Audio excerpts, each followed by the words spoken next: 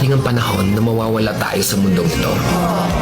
At kapag dumating ang panahon na yun, hindi mahalaga sa kung gaano karami ng pera ang naipon mo sa bangko.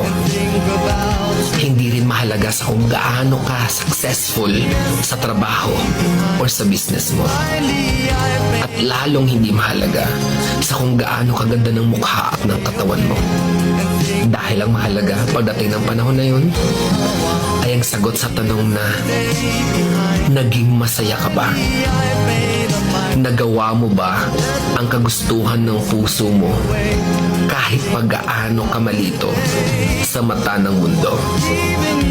Dahil sa huli naman, ikaw naman magdadala ng mga memories na yon sa libingan mo.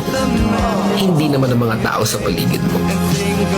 So make sure na bago pa dumating ang panahon na aalis na tayo sa mundong ito, siguraduhin mo sa sarili mo na magiging masaya ka at magagawa mo ang kagustuhan ng puso mo kahit pag-aano ka kontra ng mga tao sa mundo.